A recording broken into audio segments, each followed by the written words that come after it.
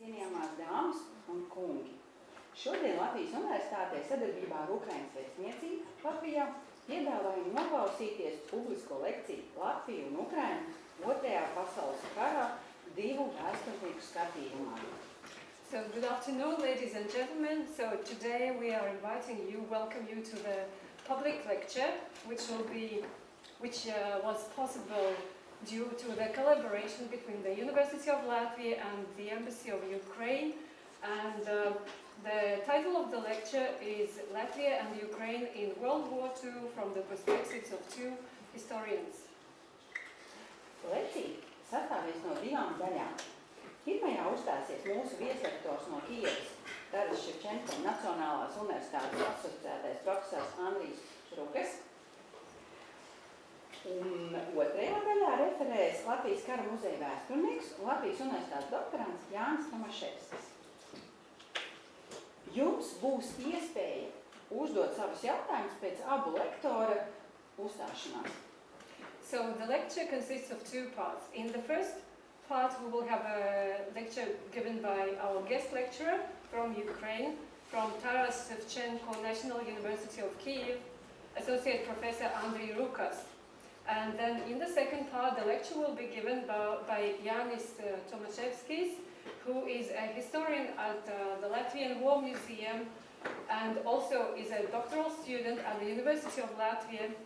So you can ask your questions after the lecture, after both lecturers have presented their lectures. Pirms sāksies lekcija, aicinām teikt dažus ievadvārdus Ukrainas ārkārtējo un pilnvaroto vēstnieku Latvijā Andrii Rukkas. So before the lecture, we welcome the Ambassador Extraordinary and Plenipotentiary of Ukraine in Latvia, Mr. Andrii Rukkas. Please say a few introductory words. Thank you.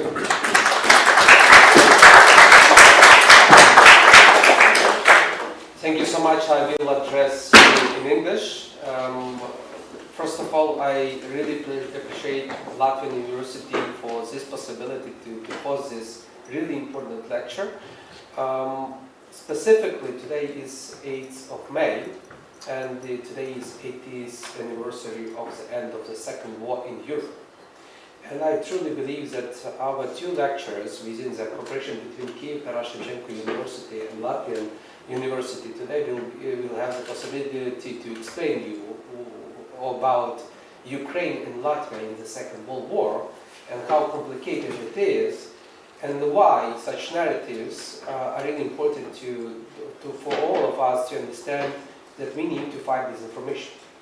It's really easy in these days to cancel something which has been known 80 years ago. Maybe just using information, writing new books, giving you as students new information at universities, at schools, and this is what is happening. Why is the global community right now pays so much attention? Why today the United States declared the day of the victory of the United States in the Second World War as well? Because there is a negative and disinformation narrative globally used that Russia is the only victorious country in the Second World War. That is why all of us, the bigger and smaller nations, should also be vocal about what we did as nations to fight against, first of all, Nazis, but then when we understood it's not about Nazis. USSR just joined the war against Nazis only in 1941, but before that, let's say that they were cooperative to Nazis, and then they continued to do it after 1945. And this is kind of narrative which Russia would like to forget. Ukraine, Latvia, all of us, we understand that this is really important to recognize all mistakes which we had. There are different personalities in our history, and we also need to understand that we were also victorious. And I did it to media, and I would like to let our history know. So there were 3 people who raised a Soviet Union flag over the Bundestag. And one of them was Alexei Beres, the Ukrainian person. It's the first narrative. Second narrative is that the Second World War didn't end on 8th of May. It ended 2nd of September 1945. And it was specifically with Japan, United States, and also USSR but USSR presented by whom? By a Ukrainian whose surname is Derevyan.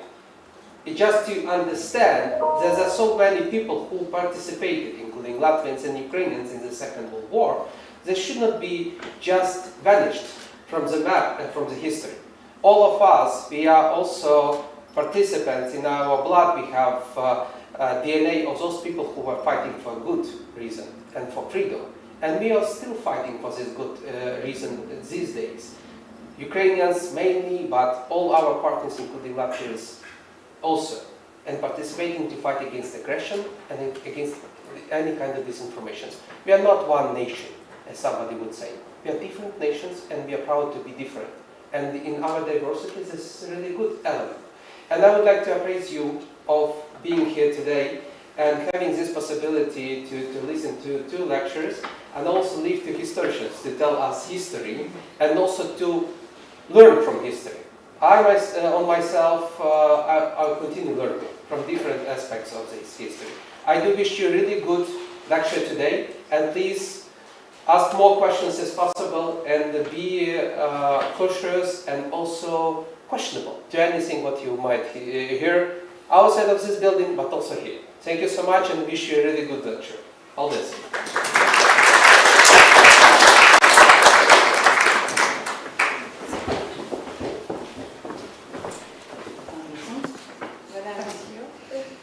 Un Latvijas Universitātes puses aicinu teikt ievadvārdu Latvijas Universitātes senāta priekšsēdētāja un humanitāro zinātņu fakultātes dekāne asociētajai profesorai. And now we welcome Dāca Balode, who is chair of the Senate of the University of Latvia and dean of the Faculty of Humanities and associate professor as well. Dāca Balode.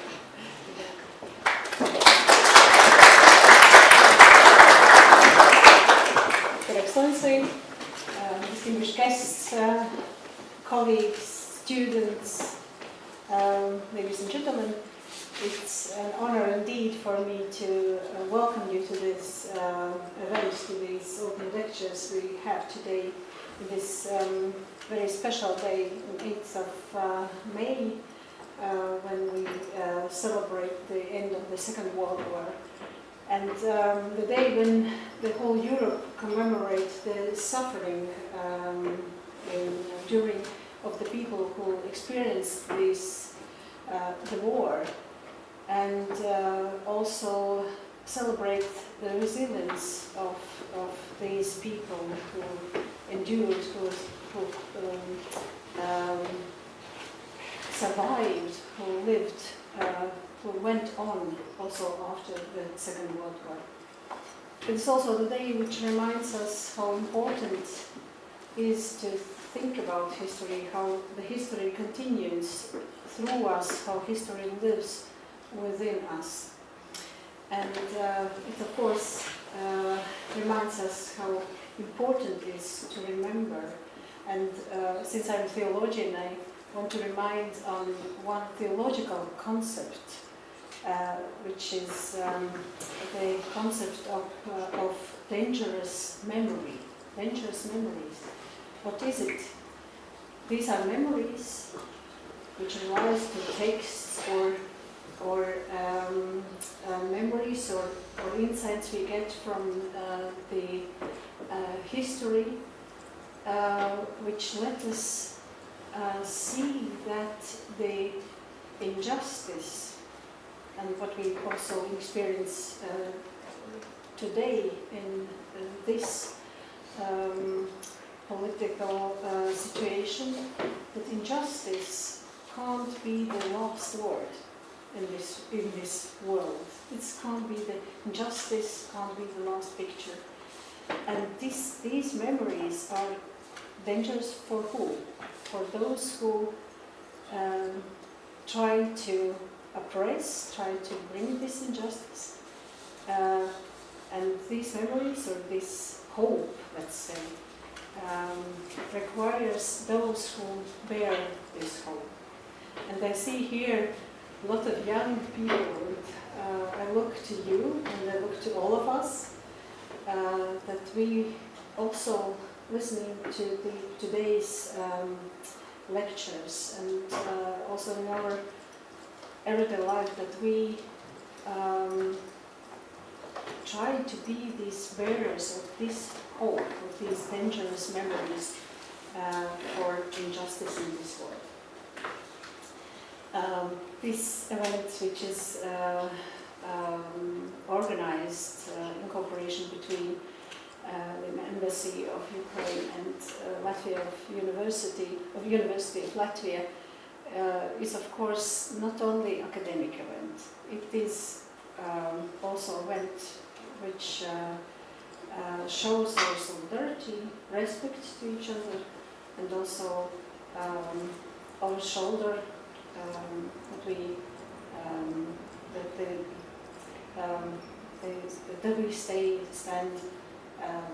stand next to each other in these days. Thank you very much. Thank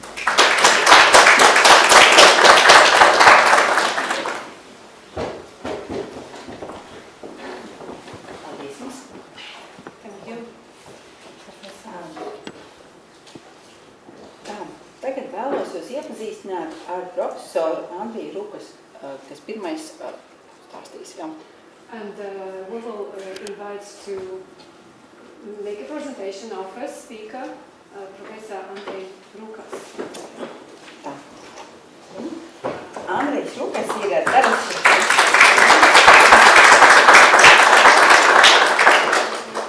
Andrijs Rukkas ir Kijivas Tarasa Ševčenko Nacionālās Universitātes vēstures fakultātes centrālās un austrumu Eiropas vēstures katedras asociētais profesors. Absolvējis to pašu universitāti, kurā strādā jau gandrīz 30 gadus. Docē dažādus kursus par centrālās un austrumu Eiropas vēsturi, to starp holokausta vēsturi. Ir vēstures fakultātes genocīdu un masu represiju pētījumu centra zinātniskais vadītājs. 2015. gadā bijis viespētnieks holokausta piemiņas muzejā Amerikas Savienotajās valstīs. 2022. gadā ievēlēts par Latvijas Zinātņu akadēmijas ārzemju locekli. Ir vairāk nekā 120 zinātnisku un populāru zinātnisku publikāciju autors. Tagad dodamu vārdu mūsu vieslektoram. Very nice. And I will introduce Mr. Professor Andrii Rukkas to you. So he's an associate professor at the Department of History of Central and Eastern Europe, Faculty of History, Tarasa Ševčenko National University of Kyiv. He graduated from the same university where he has been teaching for 30 years already. And so Professor teaches various courses related to the history of Central and Eastern Europe, including the history of Holocaust. And he works as the research supervisor of the Genocide and Mass Repression Research Center at the Faculty of History. In 2015, he was a visiting scholar at the United States Holocaust Memorial Museum. And in 2022, he was elected as a foreign member of the Latvian Academy of Sciences. And Professor is the author of more than 120 academic and popular scientific books, publications. You're welcome.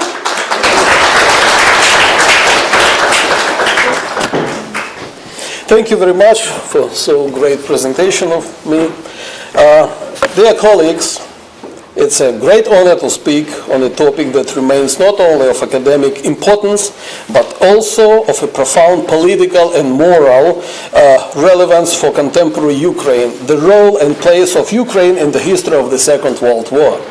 For decades, the Ukrainian experience of the war was interpreted primarily through external lenses, particularly Soviet and Russian historiographies, which marginalized and distorted Ukraine's own perspective. Today, amid Ukraine's struggle for independence and against Russian aggression, the need to reclaim and articulate our historical narrative has become more urgent. In this presentation, I would like to highlight several key questions that are central to understanding Ukraine's experience during the Second World War.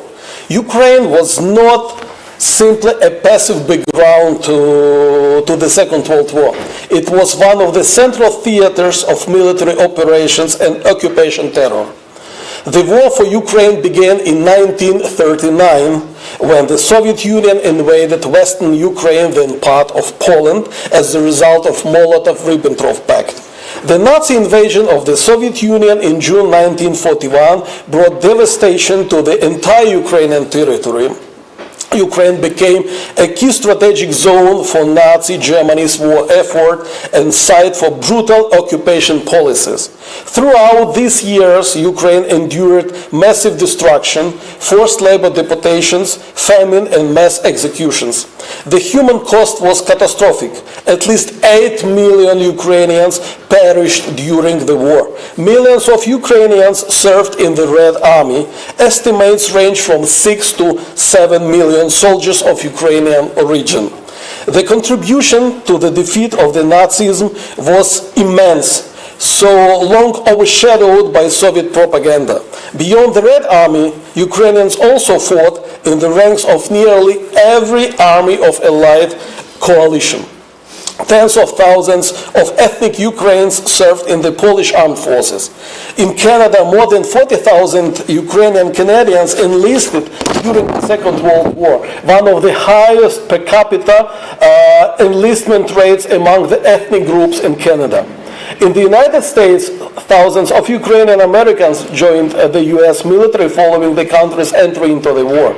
They served with a distinction, often motivated by personal ties to Ukraine and desire to fight totalitarian regimes threatening their ancestral homeland. Ukrainian heroism also manifested in acts of moral resistance. In cities and villages, like underground networks of educators, clergy, and community leaders maintained schools, protected cultural heritage, and offered spiritual resilience to a population trapped between two totalitarian regimes.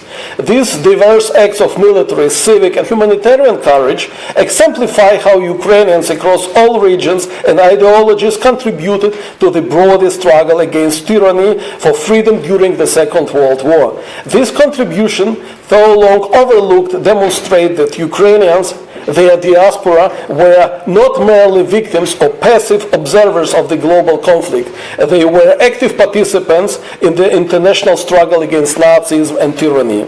The question of collaboration and resistance remains one of the most sensitive and controversial issues when discussing Ukraine's wartime experience. Soviet historiography long imposed a binary view. There were heroes who fought in the Red Army and traitors who collaborated with Nazis. However, real history was far more complex. Ukrainian lands were divided between various occupation regimes: German, Romanian, Hungarian, and Soviet, and each imposing severe repressions, forced labor, and mass violence.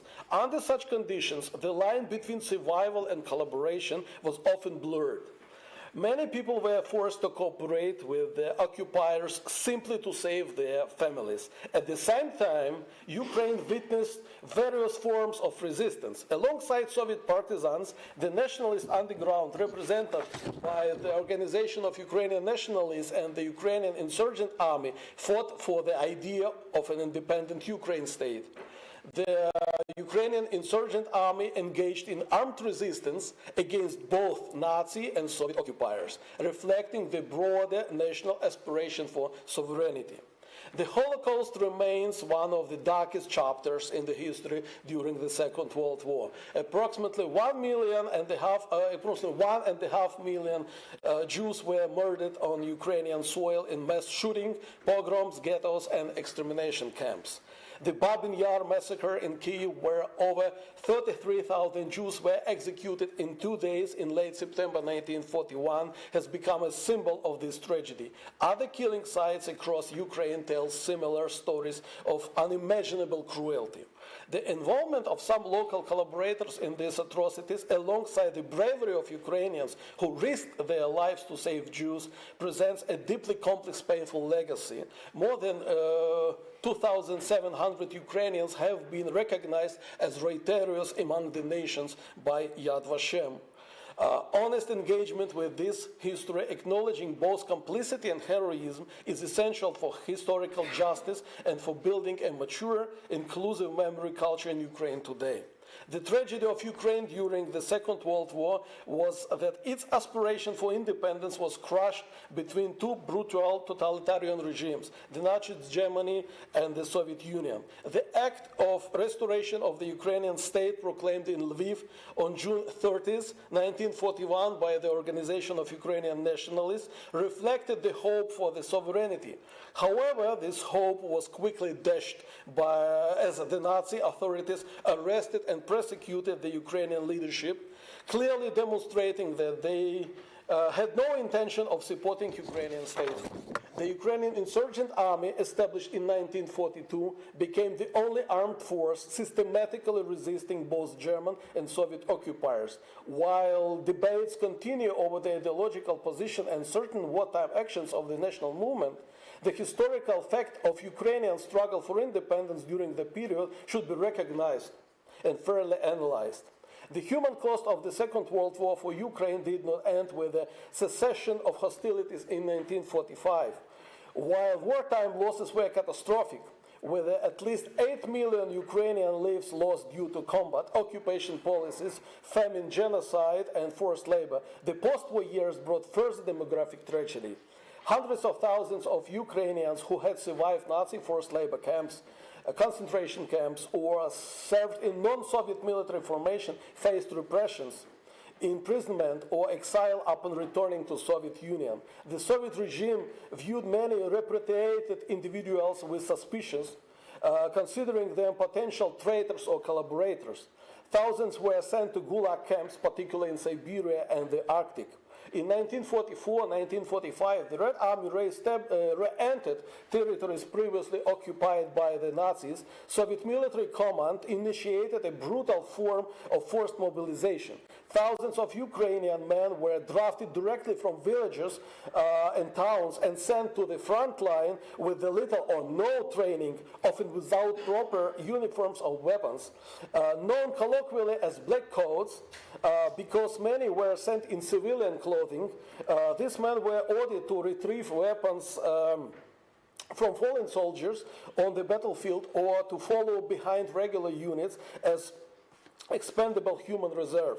This practice resulted in horrific losses.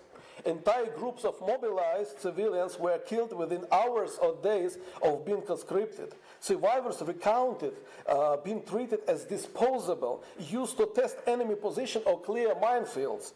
The black coats phenomenon represents one of the most cynical and deadly aspects of Stalinist mobilization policy, and it's a rarely acknowledged chapter of Soviet wartime brutality.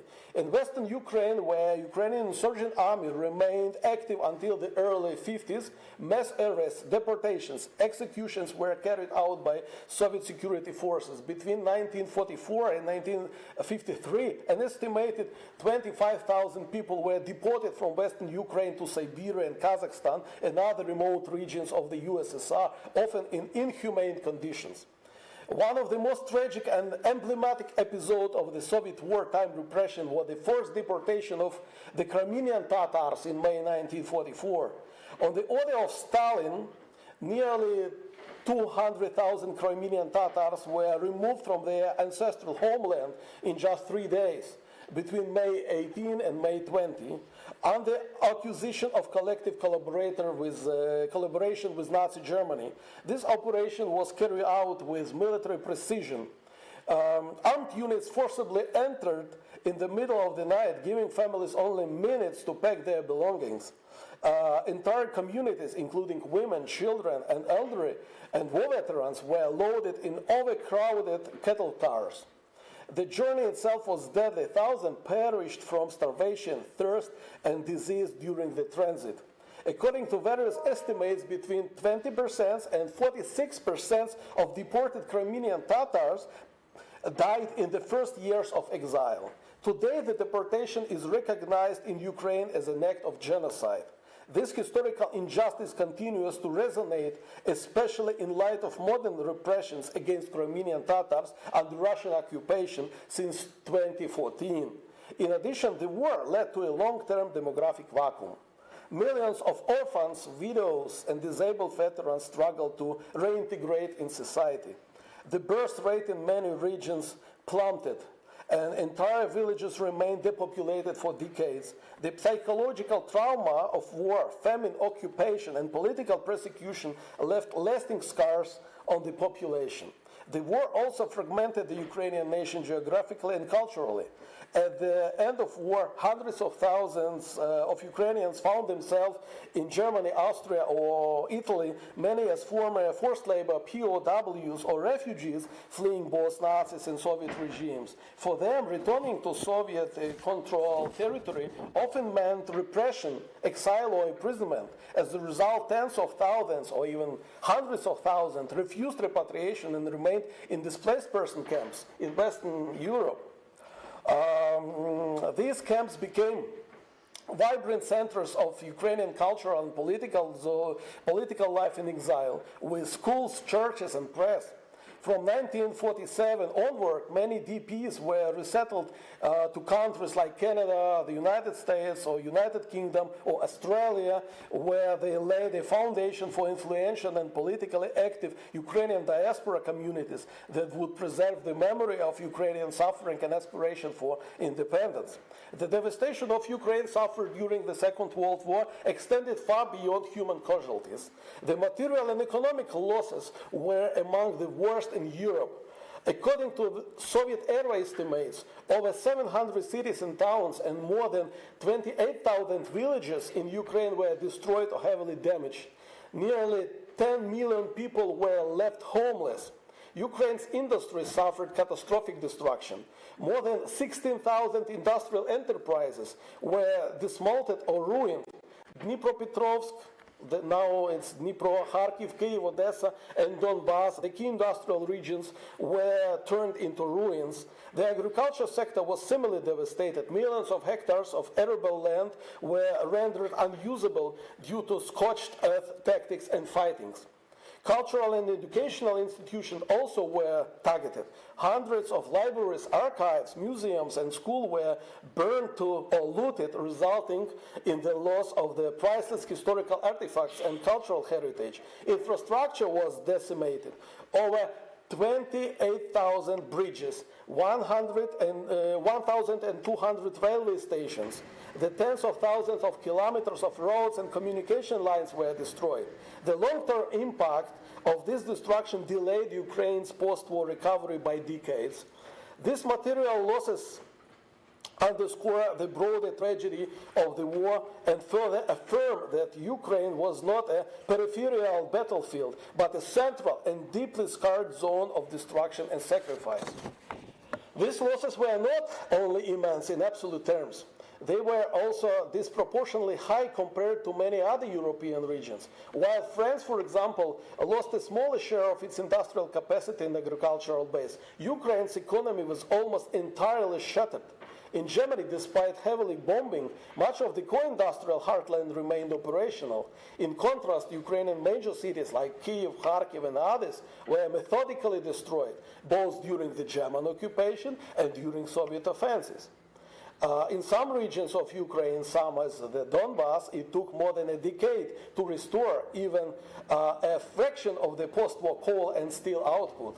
The loss of human capital, skilled workers, engineers, and intellectuals further delayed reconstruction. Cultural losses, including looted artworks and destroyed archives, left deep scars on Ukrainians' historical and national memory. The economic toll was calculated by Soviet authorities at over 285 billion rubles in 1941 prices, a figure that does not account for inflation, post-war underinvestment, or long-term social and economic consequences. Independent assessments suggest that Ukraine bore approximately 40% of the total material losses of the USSR during the war. The scale of devastation meant that even after the formal end of hostilities, Ukraine remained in a state of crisis. Reconstruction efforts were often subordinated to Moscow priorities, and Ukraine resources were directed towards a wider Soviet recovery program. As a result, full recovery of Ukraine's infrastructure, economy, and cultural life stretched well into the 60s. Ukraine's interests were largely ignored in the post-war diplomatic architecture. At the Yalta Conference in 1945, the leaders of Allied powers, Roosevelt, Churchill, and Stalin, agreed to Soviet control over the most of Eastern Europe, including Ukraine. The USSR was granted 3 seats in the founding United Nations, one for Soviet Union as itself, Belarus, Soviet Belarus, and Soviet Ukraine, a recognition of Ukraine's losses, but also a mechanism of Soviet influence. Despite this formal presence, Ukraine had no independent voice in international affairs. Throughout the Cold War, Soviet historiography erased or distorted the Ukrainian wartime experience. The role of Ukrainian insurgent army was vilified. The Holocaust on Ukrainian soil was obscured within generalized narratives of Soviet suffering.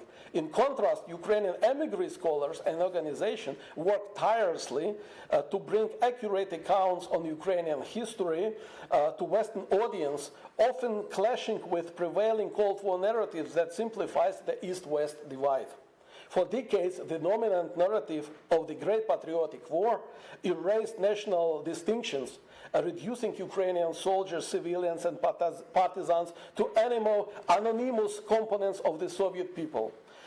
This approach denied Ukraine the right to its own memory and historical agency. In the post-war era, Ukraine has worked to restore its role and voice in the global memory of the war. Recognizing both contribution of Ukrainian soldiers and the suffering of civilians alongside the complex legacy of the nationalist movement, it's essential for historical justice. The process is not only about setting the historical record straight, it's about affirming Ukraine's identity and sovereignty in the face of ongoing external threats. The Revolution of Dignity and the beginning of Russian aggression in 2014 marked a turning point in Ukrainian memory politics.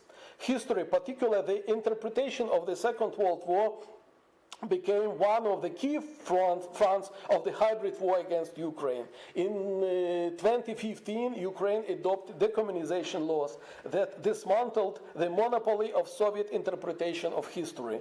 One of the significant changes was the shift from the Soviet-style Victory Day on November 9th to European-aligned Day of Remembrance and Reconciliation on May 8th, and since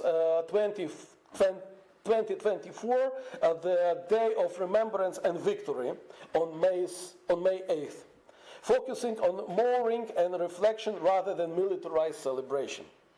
The red poppy became the new symbol of remembrance. Modern Ukraine memory politics strives to honor all facets of the wartime experience: Red Army soldiers, nationalist fighters, Holocaust victims, Ostarbiters, and civilians casualties of all ethnic backgrounds. Importantly, these memory policies serve not only academic or cultural goals, but also function as the part of Ukrainians' resistance against Russian disinformation and propaganda. In March 2019, Ukraine officially recognized veterans of Ukrainian insurgent army and other nationalist formations as combatants who fought for the country's independence in the 20th century. Members of Ukrainian insurgent army, the Organization of Ukrainian Nationalist Armed Units, and others were granted the legal status of participants in combat operations. This legislation not only acknowledges the role of these fighters in the national liberation struggle, but also entitles them to the same state benefits and social guarantees as veterans of other officially recognized military formations. The decision marked an important shift in Ukraine's politics of memory, reaffirming the legitimacy of the Ukrainian insurgents' army anti-totalitarian resistance and reinforcing the principle of honoring all who contributed to Ukrainians' sovereignty. In 2019, recognition marked a historical milestone. For years, surviving Ukrainian insurgents army veterans and their families had waited for official acknowledgement by the Ukrainian state. Despite early attempts, successive governments had refrained from granting them legal status due to political sensitivities and post-war Soviet controversies. By enshrining their rights in law, Ukraine took a decisive step towards restoring historical justice and recognizing the long-ignoring struggle for those who fought against both Nazis and Soviet totalitarianism in pursuit of national independence. Since 2014, Russia has aggressively weaponized history as a part of hybrid warfare strategy. The Kremlin has deployed the narrative of great patriotic war as an ideological tool to justify modern imperial ambitions and to delegitimize Ukraine's quest for sovereignty.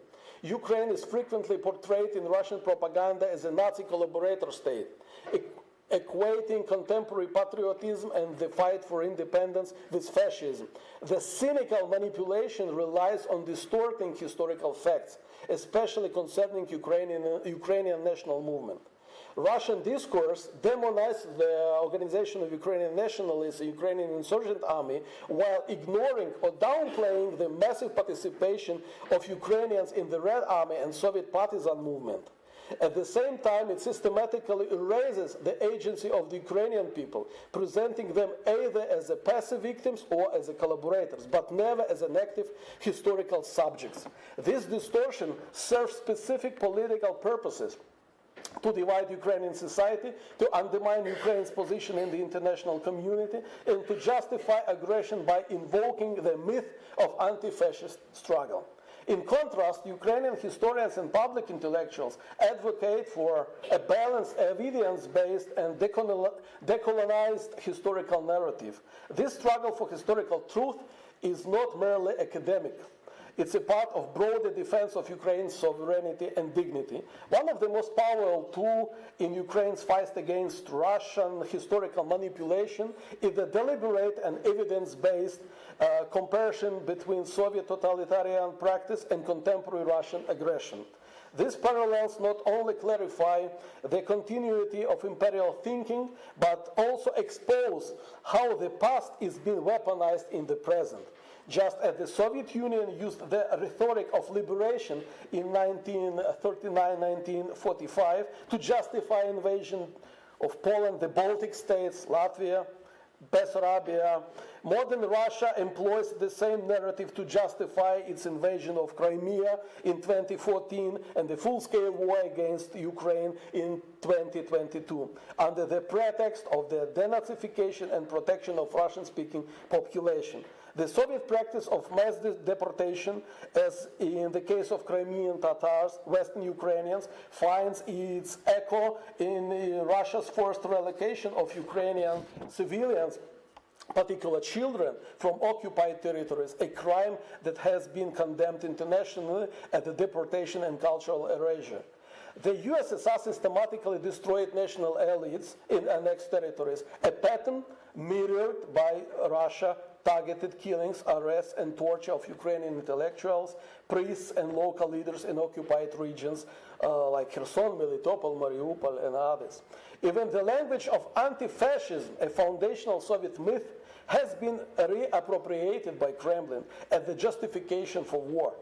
Despite Russia itself embracing authoritarian practices, glorifying Stalinism, and persecuting dissidents at home, Ukrainian historians, NGOs, and civic institutions actively document these parallels through exhibitions, reports to international courts and UN bodies on war crimes, educational campaigns linking Stalinist and Putinist repressions, memorializing of victims of both regimes.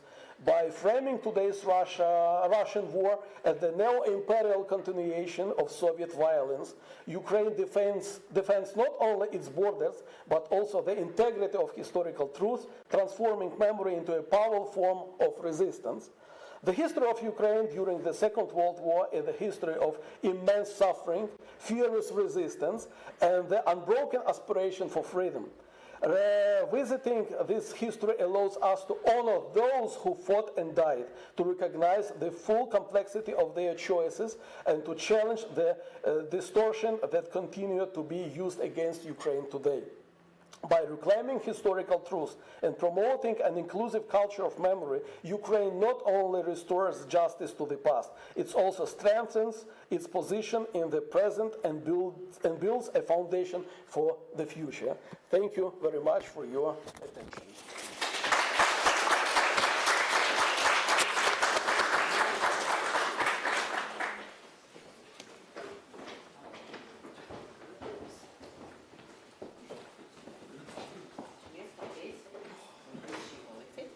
Thank you for your summary of the past and the present and whether to listen to.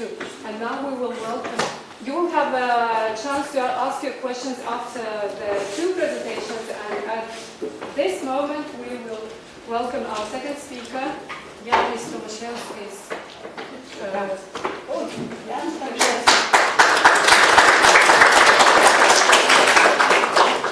Vēlos jūs iepazīstināt ar Jāņa Tomaševsku.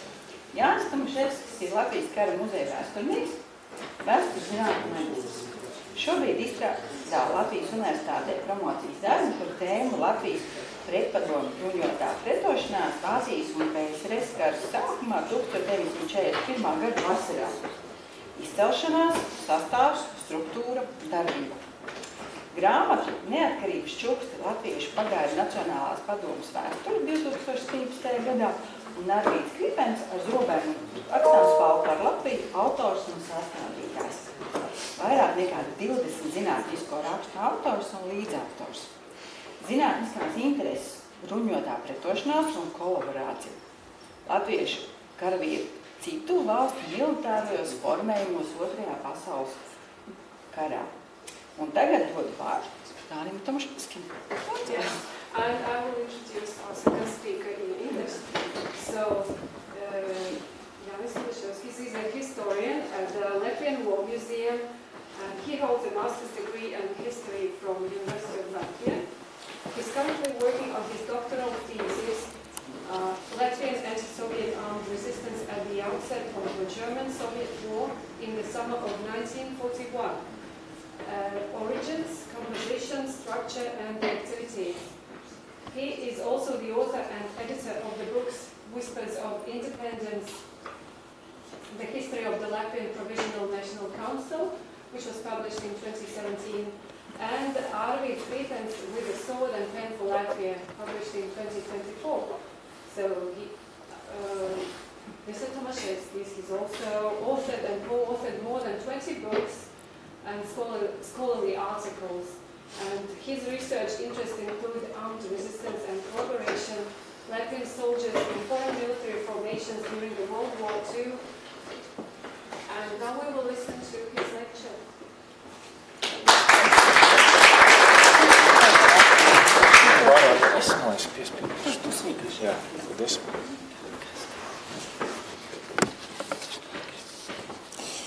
Good afternoon, ladies and gentlemen, excellencies, pupils, all who had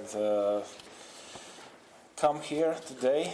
So it is a great pleasure for me and a great honor, alongside with the Ukrainian historian Andrii Rukkas, to present a joint lecture on issues related to the Second World War in Ukraine and Latvia. My task today is to provide an overview of the research challenges and shifts in historical understanding of the Second World War in Latvia following the restoration of national independence. So today I will offer a brief insight into the how regarding independence regaining of independence affected work of Latvian historians after the 1990. In the second part, I will focus on specific research topics that have gained significant attention in Latvian historiography and shaped public understanding of the war. In the conclusion, I will briefly draw attention to some challenges that history writing faces today in Latvia. So my speak will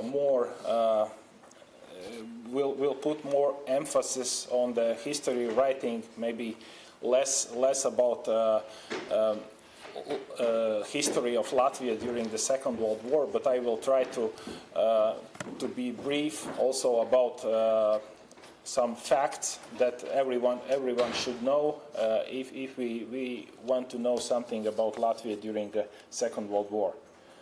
So starting from the late 1980s, as a result of national awakening, it became possible to speak openly about Latvian history and long concealed truths.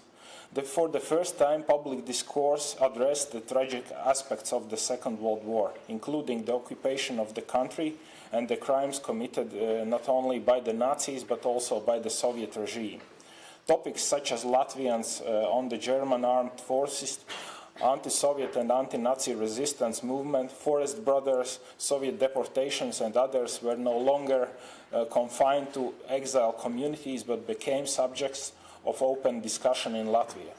On December 24, 1989, the Congress of People's Deputies of the USSR passed a resolution acknowledging and condemning the existence of the secret protocol of the Molotov-Ribbentrop Pact that was signed in 23rd of August 1939. This was a turning point, gradually delegitimizing Soviet authority in the Baltics and making it evident that the restoration of the independence of Baltic states was only a matter of time. In the early 1990s, Latvia began to reclaim its history both literally and figuratively. Archived files previously held in special repositories became accessible. Libraries released books that had been kept in restricted collections, and museums began to cover previously forbidden topics.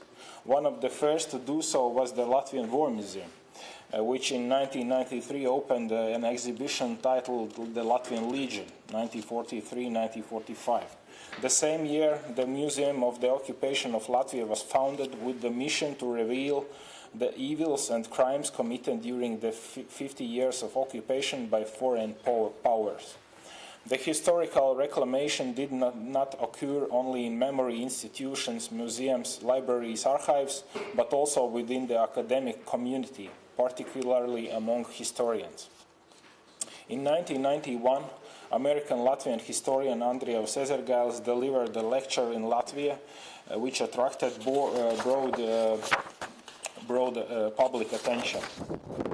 Ezergals, one of the most prominent exile historians, took a firm place in Latvia's Second World War history discourse. His works on the Holocaust under the Nazi occupation, Latvian involvement in the foreign armed forces, disinformation surrounding the Latvian Legion and other topics continue to hold significant weight in Latvian historiography.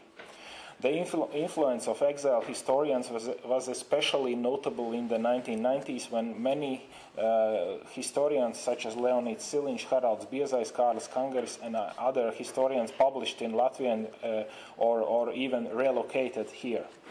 Unlike during the exile period, these historians now had access to Latvian archives and other memory institutions. Moreover, Latvian research gained opportunities to explore not only national but also foreign archives, which led to fruitful results thanks to their efforts. In 1998, under the auspices of the Presidential Chancery, the Commission of Latvian Historians was established. Its primary goal was to promote the study of the 20th century Latvian history, with particular attention to the analysis and evaluation of the occupations by the totalitarian regimes of the Soviet Union and Nazi Germany, and the crimes committed by these regimes against humanity. Initiated by the President Guntis Ulmanis, the Commission's formation was also linked to the Latvia's application to international organizations like the EU and NATO, which required a certain level of research and understanding on topics of historical importance, including the Holocaust and its local manifestations. The Commission, comprising leading Latvian and internationally recognized scholars, organized numerous international academic conferences and published volumes of research on Latvia's occupation period from 1940 to 1990, many of which focused specifically on the Second World War.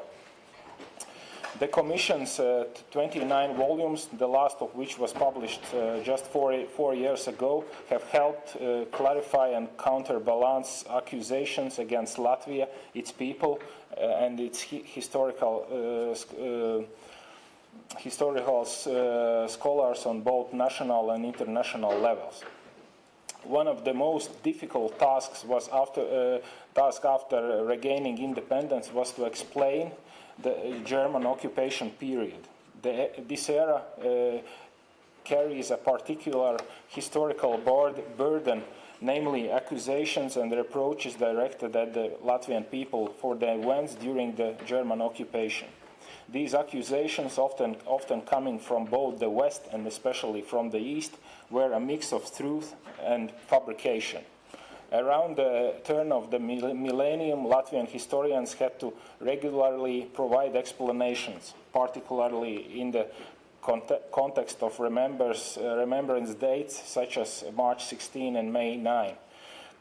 Considerable effort was made, at least domestically, to address these issues through scholarly volumes, popular science publications, exhibitions, documentaries, and even artistic productions like films and theater performances. While the Commission's publications primarily reached academic circles, the broader public was impacted by several controversies surrounding specific remembrance dates and individuals who had collaborated with either Soviet or Nazi occupation regimes during the war. One of the most high-profile cases was that of the Soviet partisan Vasily Kononov, who was convicted of war crimes committed during the Second World War in the little village called Maijā in Latvia. In 2004, the same decision was upheld by the European Court of Human Rights. This ruling was significant in that it condemned not only Nazi but also Soviet war crimes at the highest European level, something that had been impossible during the Soviet occupation, including at the Nuremberg trials.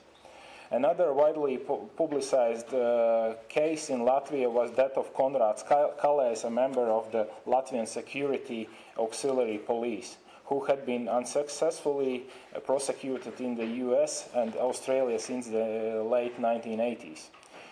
Though also charged with war crimes by Latvian authorities, his trial was halted by his death in 2001. Cases like these involving alleged Latvian collaboration with the Nazi regime were actively exploited by the Russian Federation. Russian historians and pseudo-historians used every opportunity to accuse the Latvian public and historians of justifying or glorifying Nazism. This defensive dynamic has to some extent hindered other areas of research, as historians were often preoccupied with refuting accusations rather than pursuing new topics.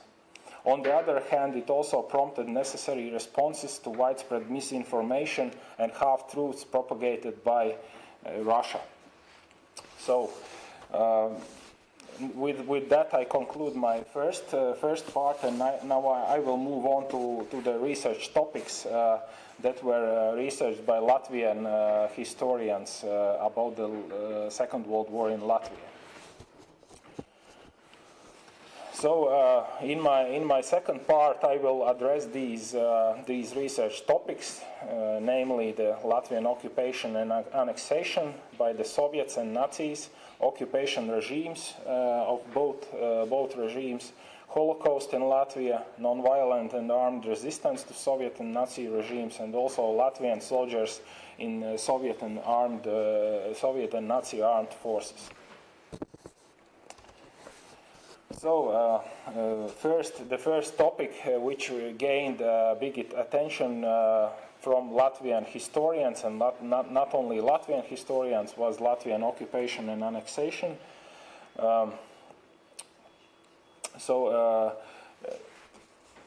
Latvian historians have firmly established the concept of three occupation, Soviet, Nazi, and then Soviet occupation again, culminating in the restoration of independence in 1990-1991.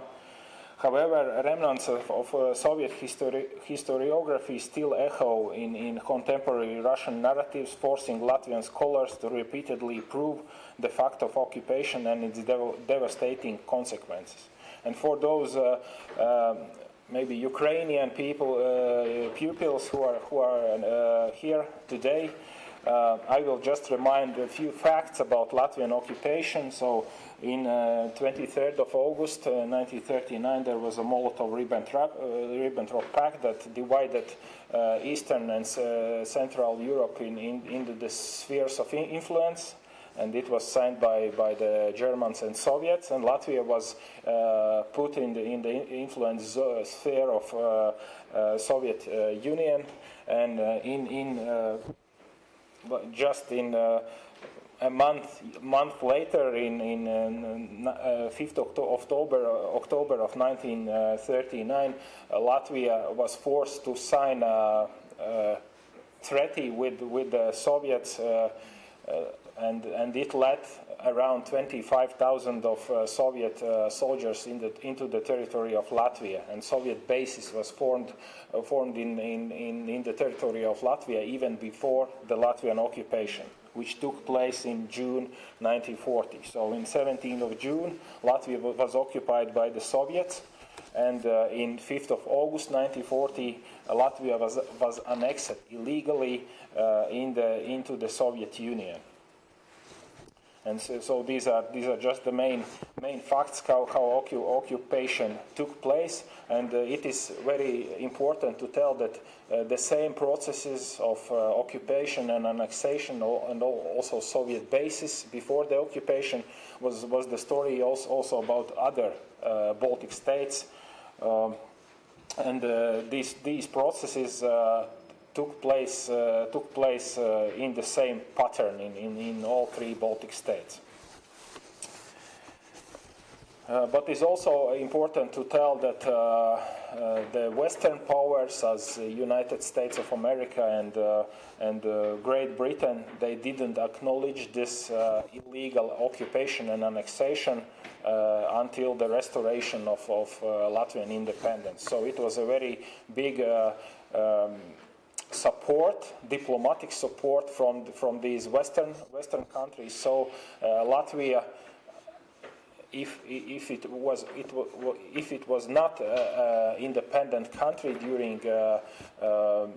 during these occupation periods, in fact, but de jure they were still sovereign countries. So. And yes, and this is also an interesting data that was gathered just a few days ago.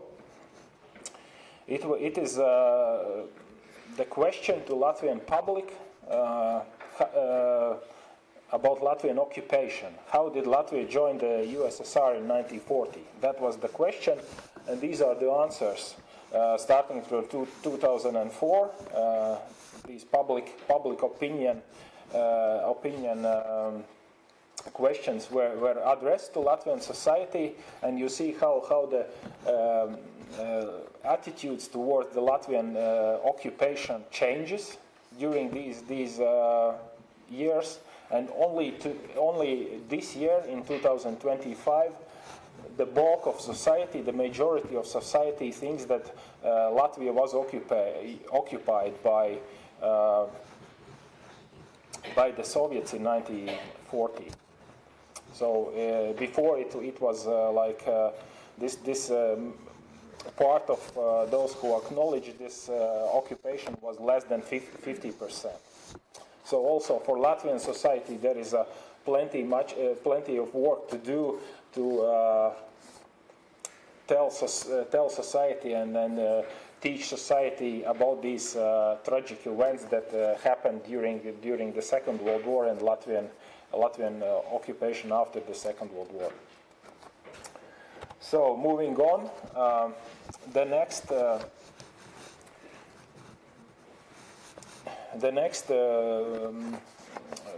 topic is regimes of Soviets and Nazis, and I can say that the research of these two regimes were very much researched by Latvian historians after the regaining of independence. This was both of Latvian social, economical, and cultural life, how it changed during the occupations, and also the very bulk research was made on the research of Soviet and Nazi repressions during these two occupation regimes. And you can see in the pictures, the picture above is Latvian deportations in June 1941, when more than 15,000 Latvian citizens were deported in one night to the Soviet Union. Many Latvian citizens were arrested before these deportations. So many thousands of Latvians suffered heavy repressions from the Soviet regime. And below picture is the topic of which I will talk later, is about the Holocaust in Latvia, and it was also the biggest, but not the least, not the only repression that was made by the Nazi regime during the Nazi occupation. And also talking about these Soviet and Nazi regimes, also one big amount of research was made about the collaboration of local population with the Soviet and also Nazi regimes. But maybe if we will have time, we can talk about this topic maybe in the discussion section, or maybe in the end of my presentation. So then the next topic that gained a big attention from Latvian and also foreign historians was the Holocaust that took place in Latvia during the Nazi occupation. So historians had researched both the German race politics and its implementation in Latvia. Research had been made on Holocaust in Latvian towns and cities, and also about Latvian rescuers who helped Jews to save their lives during the German occupation. What was their motivation and fate during the German occupation and during Soviet period? So we know that in Latvia before the war, around 90,000 Jews lived in Latvia, and around 65 until 70,000 of them were killed in Latvia during the German occupation. There were three Jew ghettos made in Latvia, in Riga, in Liepāja, and in Daugavpils, the three biggest towns in Latvia, where Jews were like imprisoned and used as a forced labor. And it is also important to say that there were no concentration camps in Latvia, as for example Mauthausen, Treblinka, Auschwitz, other concentration camps where Jews were located in order to kill them. There were no such camps in Latvia, but in Latvia, Holocaust was a so-called Holocaust with bullets. When Jews were killed in Latvian towns, cities, and civil parishes, and as I already said, the most of them were killed in 1941 until the end of 1941. The most of Latvian Jews were killed. So moving on to the next topic, which was addressed by Latvian historians after the regaining of independence. It is non-violent and armed resistance to Soviet and Nazi regimes. There were both non-violent and armed resistance to the Soviets, and also to the Nazis. Speaking about Latvian resistance against the Soviets in 1940 and 1941, in the beginning it was quite difficult because Latvian political elite said that we should be friends with the Soviets and take their army and their people with a friendly attitude. But in autumn of 1940, already some non-violent resistance started, and some groups of resistance were formed. But most of these groups, which were formed in order to start also armed resistance, was liquidated by the Soviet regime in spring 1941. And so the armed resistance against the Soviets started only in the summer of 1941 when Germans invaded Latvia. So this is also my research topic in my PhD thesis, how Latvians resisted to the Soviets when the Germans invaded, and what was the main topics and what was the main problems in order to form such groups, how they were formed, how was their activities, etc. So during the Nazi occupation, also non-violent resistance groups were formed, but there were actually no armed resistance groups formed within the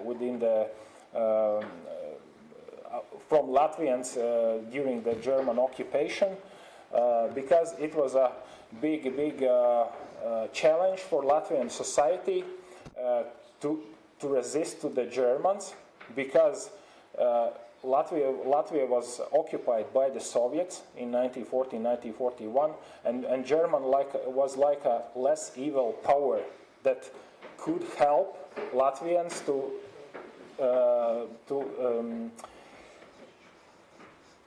fight against the Soviets. So Latvian resistance to the Germans made stronger the Soviet side, and vice versa. The Latvian, for example, helped to the Soviets, helped the Soviets to fight the Germans. So it was a very big problem also for Latvians. And only in the end of the Nazi occupation there were the groups which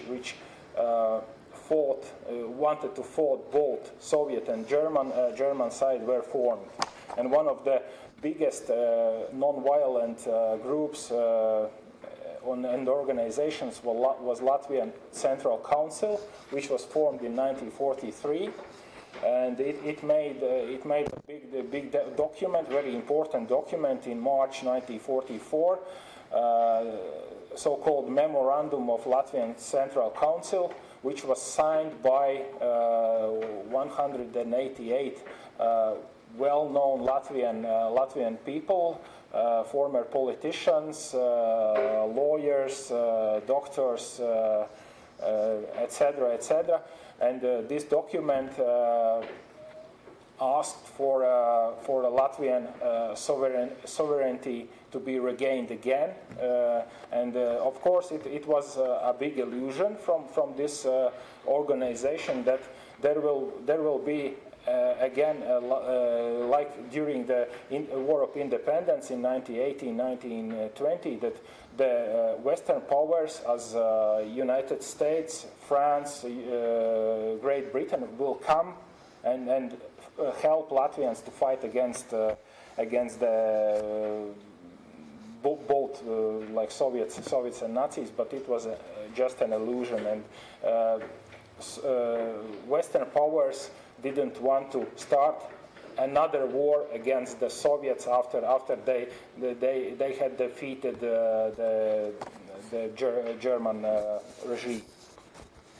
Okay, and the last topic of which I want to tell a bit, it's about Latvian soldiers in the Soviet and German armed forces. You can see above the Latvians in the German units, German uniforms, and in the below picture you can see Latvians in the Soviet uniforms. So it was a big tragedy for Latvian nation that they were forced to actually fight each other.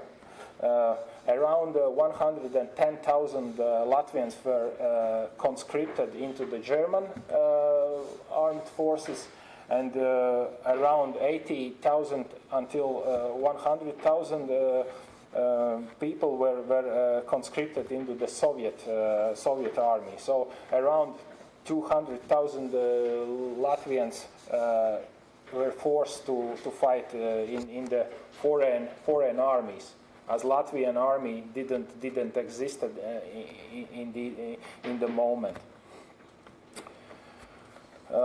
So there were made a big research about these topics in Latvia after regaining of independence. The historians had researched Latvian police units and Latvian Legion units, and also Latvian rifleman units in the Red Army were researched, their social conditions, their spirits, and also about their military actions and motivation. So it was also a big topic of which we can talk maybe later, but it's a big topic for Latvia, and also big amount of diaries, memoirs are still continuing to be published in Latvia. So there is a big interest in these topics in the Latvian society. And talking with the publishers, they said that interest about history, about the history books in Latvia, still remains very, very high. So in the end, I would like to conclude with a few points. And challenges that Latvian history research faces today. So it is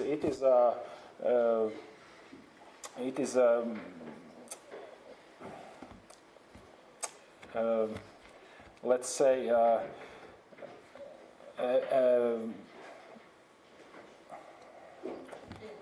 lost a bit. Sorry. It is about the new topics and new perspectives. How the history could be researched about the Latvia during the Second World War, and also the problem and challenge is also getting the Latvian story in Europe and in the world. So how the Latvian voice about Latvia during the Second World War could be heard in the broader perspective in the Europe and in the world. So it's also a big challenge. And I guess the biggest challenge could be state funding problems and sustainability of history research, because nowadays history research is more through research projects, but not as a systematic funding of Latvian state on history research. But history is very important for Latvian society, and Latvian state should face this problem very seriously. So thank you for your attention, and I will be happy to answer your questions. Thank you.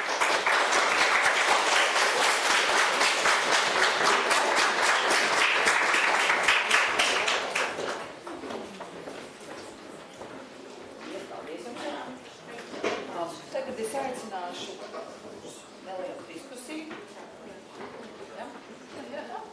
So, after the two presentations, you're welcome to ask questions. Jā, lūdzu, Andrija Tomaševska, Jāņa. Jautājumu. Yeah. I have a question to you. First of all, thank you very much for amazing lectures. So, and it's very interesting that we can find a lot of links between Ukraine and Latvian history. So it's amazing. So the question is, I love history, but even for me, you provide a lot of new information. But the question is, what we need to do with all this story? Because what I mean, even today, my question is inspired by diagrams that you demonstrated. That even in Latvia, only 56% thinking that Latvia was occupied. Not, for me it's interesting. And we need somehow to increase awareness of society about, because even today, if European leaders move to Russia to celebrate День Победы, so I think it's not right. And all books you presented are very important. But I think that, especially when we're looking for young generation, only a few of them will read this book. They are looking Instagram, so it's much more easy. And it looks like we maybe not lost, but going to the loss of this competition between Russian propaganda and truth. What we need to do? Thank you. Yeah, that's a really good question. And as you saw, that's not only a problem in Latvia. It's maybe a problem of whole Europe or whole Eastern Europe. So this Russian propaganda machine is doing its job, and I guess the answer is teaching and showing these history lessons and through various media. It is through movies, through theatrical events, through of course school. School is the actual answers, and the answer is also families. How these topics should be addressed, but it's very complicated, and also in Latvia you see that the society is very divided. But I am happy that at least this percentage is not getting lesser, but increases. So it's very complicated, and Latvia, like 25% of people maybe living in other informational zones. So it is quite a big challenge for Latvian state to address these people properly and say that the Latvian state is doing everything in your interest, not in other countries' interest. in order to compete the Russian propaganda machine, we have to create our own propaganda machine, more effective, and we have to analyze the origin of the effectivity and create better propaganda machine. Because me as a historian, as a researcher and a professor at the university, I do my part of the job. And to use the Instagram and other modern computer tools, we have to employ engineers, programmers, etc., etc. But all these people from different professional groups, they have to work under one propaganda and informational plan. And that's a matter of already of government authorities and government bodies. Otherwise, it's only the activity of some amateur groups, and they will not be able to bring the lasting positive effect. In some cases, in some occasions, yeah, it can be quite effective, but not in a large, but not on a large scale, but not on a state scale. That's why I'm saying every time since 2014 that we have to invade our own Ukrainian propaganda machine, combining efforts of state, of universities, of schools, of even kindergarten, using all tools to bring the historical truths to the young generation and to the older generation as well, using the films, the computers, the toys, everything. Actually, see what the Russians do and do the same, but bring the other information, trying to beat what the Russians say, trying to bring our tools.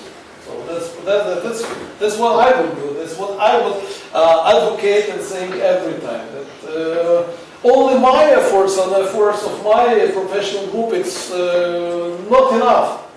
It's not enough the efforts of school teachers, not enough the efforts of only diplomats. Everything should be combined. For example, like this event, Ukrainian embassy and Ukrainian diplomats invited Ukrainian academic researcher and the university professor to give a lecture to the students of University of Latvia and the pupils of Ukrainian schools in Latvia. So it's already combined efforts, like a viribus unitis. By combined efforts, we can beat and compete this very effective propaganda machine of Russian Federation, which originated from a Soviet propaganda machine, which originated from Russian Empire propaganda machine, which very carefully taught the lessons of German Nazi propaganda machine, which was very effective. In fact, we have a very strong and very motivated and well-prepared enemy.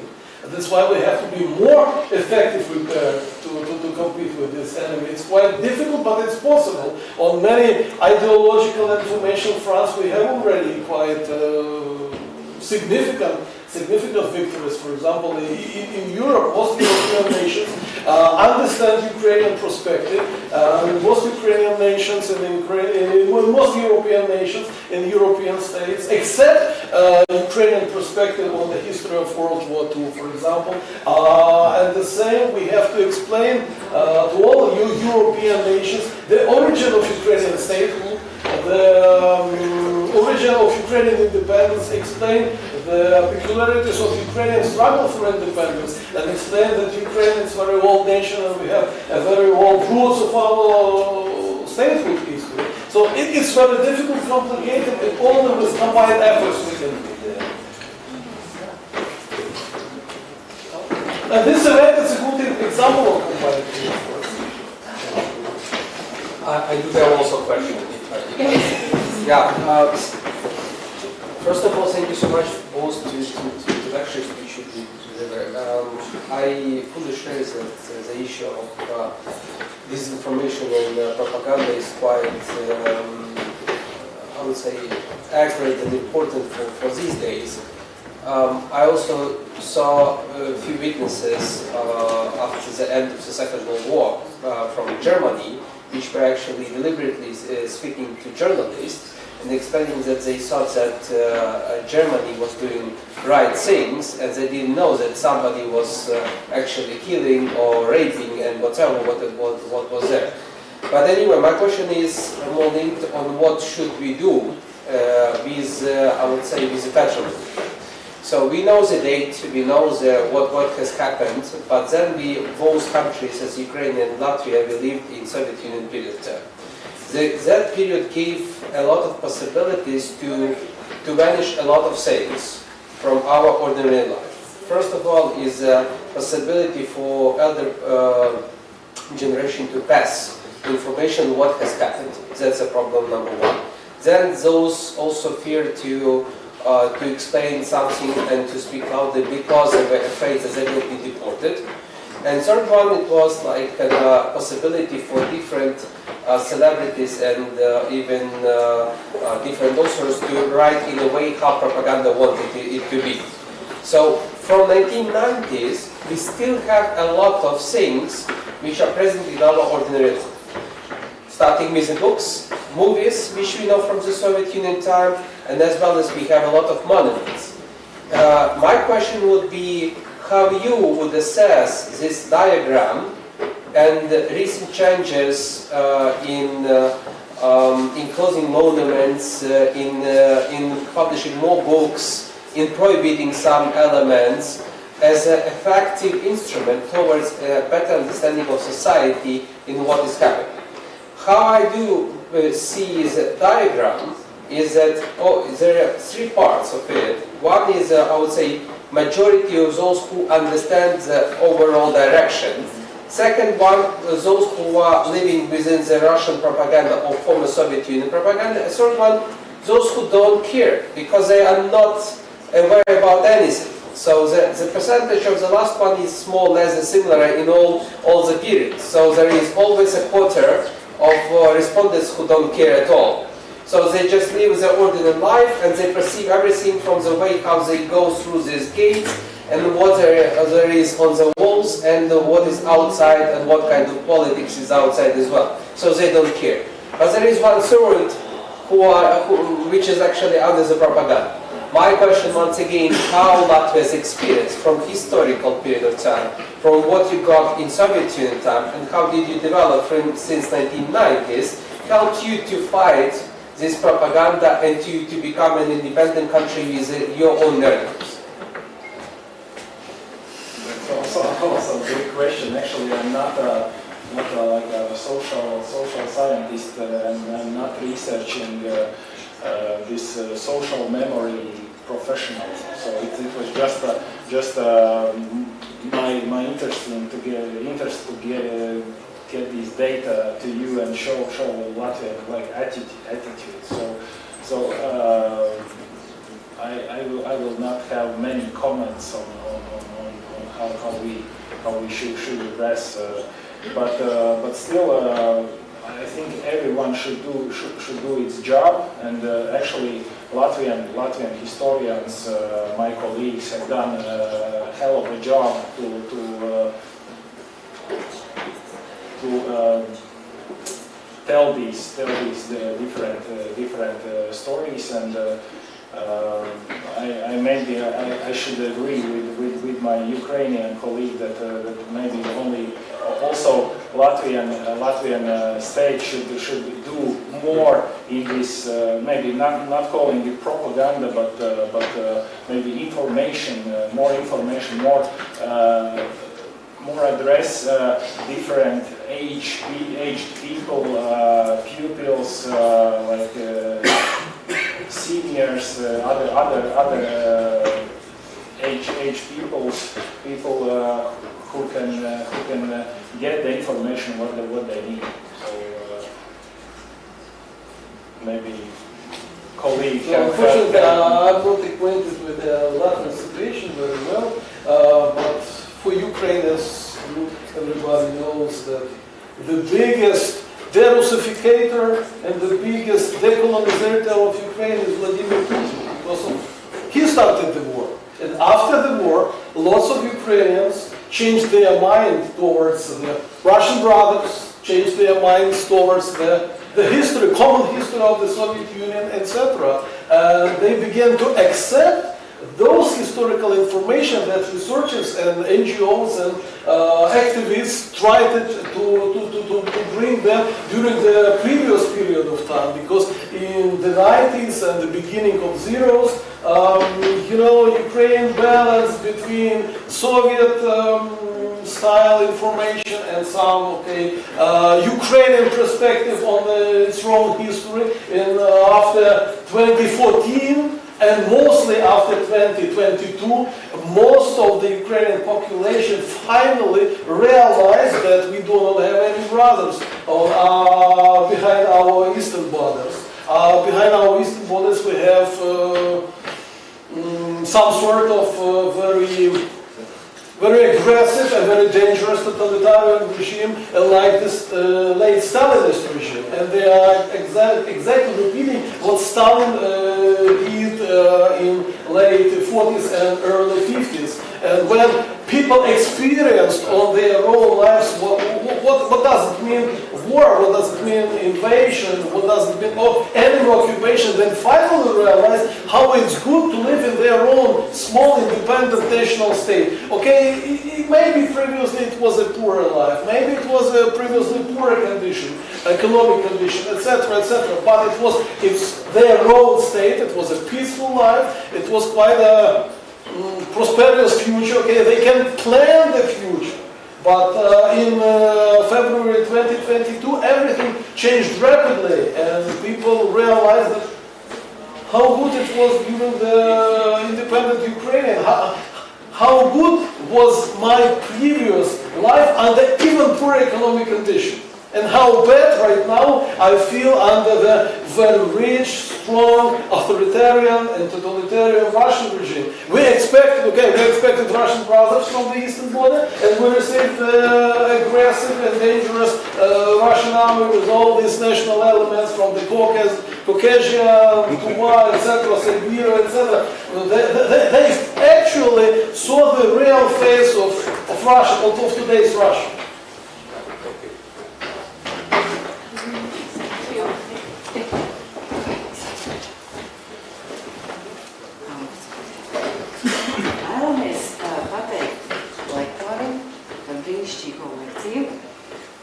Un novēlēt turpmākajos pētījumos veiksmi. So we would like to thank you, the presenters, and also wish you a lot of success in your future studies. Thank you very much. From always the university. And I would like to... Un mēs ļoti ceram un esam pārliecināti, ka klausītāji arī, kas klausījās šo lekciju, ir ieguvuši noderīgas ziņas. And we think and we hope that the listeners have received a lot of good ideas and have understood a lot of things. Thank you for your attention. Thank you. Thank you to the